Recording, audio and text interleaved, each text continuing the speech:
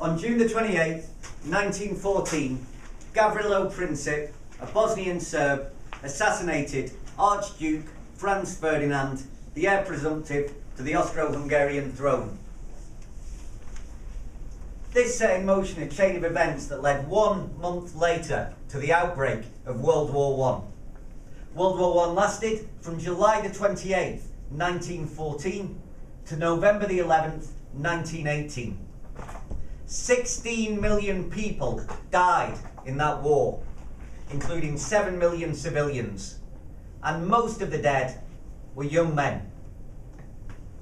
Madam Toastmaster, fellow Toastmasters, welcome guests. Tonight I want to talk about the crazy chain of events between the assassination of Archduke Ferdinand and the outbreak of war. And I want to talk about this because every time I see on the news that the USA or the UK is thinking about taking military action against Iran or whoever's next on the list, then the supporters of the action will say, if we don't act, it will be like the appeasement that led to World War II. And I want to shout at the television and say, no, it's more like the craziness that led to World War I. So please, humour me tonight as I shout at the television for 9 minutes. In June 1914, the Austro-Hungarian Empire on Germany's eastern border was one of Europe's great powers. Archduke Franz Ferdinand, the heir presumptive to the Austro-Hungarian throne, paid a visit to Sarajevo in Bosnia, which was part of the Austro-Hungarian Empire. But not everyone in Bosnia was pleased to see him. Some people in Bosnia wanted Bosnia to be part of a greater Serbia. And Serbia had been an independent state since the mid-19th century.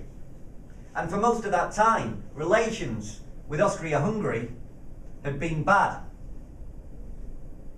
Gavrilo Princip, the assassin, was one of those who wanted Bosnia to become part of a greater Serbia. So on June the 28th, 1914, he shot Franz Ferdinand and his wife Sophie dead at Sarajevo railway station. I hope we can agree that no matter how much Gavrilo Princip disliked Austro-Hungarian rule, that this was a really stupid and wrong thing to do. As you can imagine, the Austro-Hungarian government were outraged. But they had a choice. They could treat this as a criminal justice matter. After all, they arrested the assassin and several of his associates.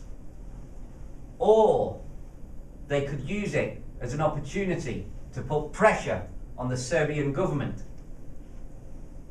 Relations with Serbia had been poor, and there's no doubt that the Serbian government had been supporting the Black Hand terrorist group that the assassin and several of his associates had links to.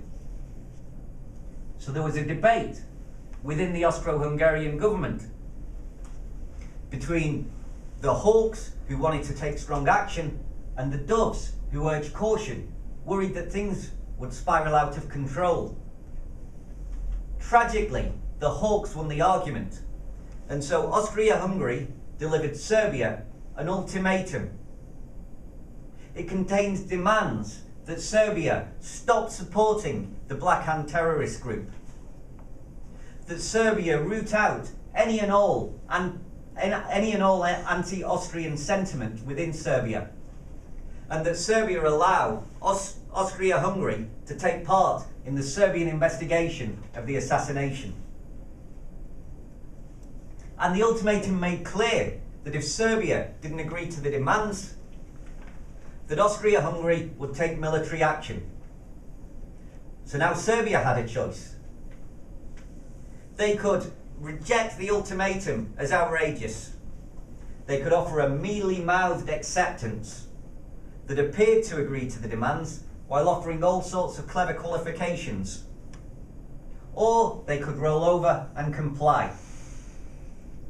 Tragically, again, they went for mealy-mouthed acceptance, which meant they gave the impression that they agreed with the demands, while actually raising all sorts of clever objections. And this meant that Serbia's friends could say, look, Serbia acted reasonably, they agreed to the demands.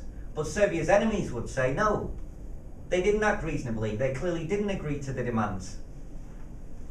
Now, a war between Austria-Hungary and Serbia would have been terrible, but it would have been nothing like as bad as what unfolded. And there's no doubt that Austria-Hungary would have won that war.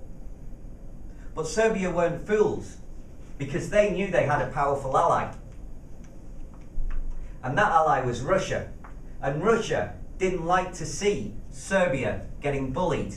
And Russia had bad relations with Austria-Hungary. So Serbia knew that if Austria-Hungary attacked, that Russia would step in and attack Austria-Hungary. But Austria-Hungary knew that they had a powerful ally of their own, and that was Germany.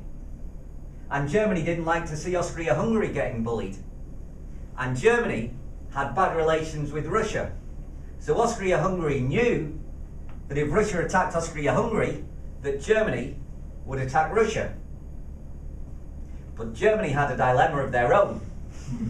Because if Germany focused exclusively on the war with Russia in the east, they knew that Russia's ally, who was France, could attack from the west.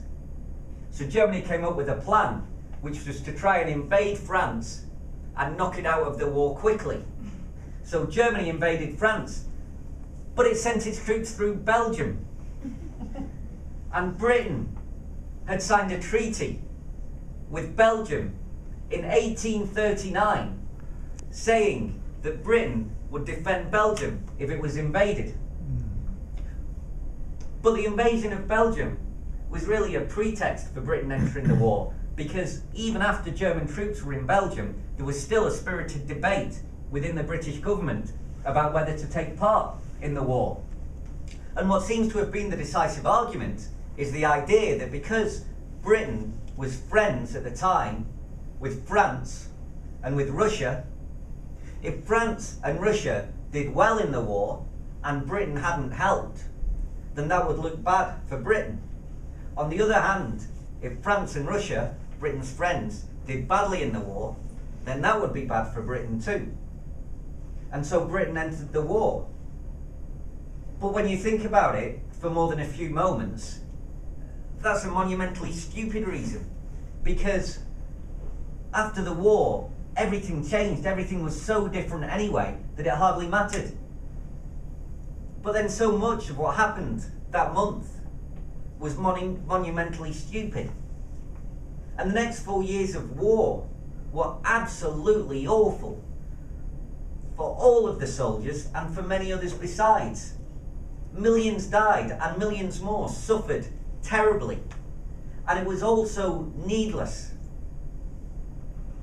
If the people involved could have acted a bit more cautiously, if the governments of the day could have interpreted the actions of unfriendly countries a bit more charitably, if the decision makers could have erred on the side of peace rather than military action, then the whole thing could have been avoided. So the next time you hear somebody arguing that the lesson of history shows that we need to take military action, I hope you'll join me in replying that history has more than one lesson, and the lessons don't all agree. Madam Toastmaster.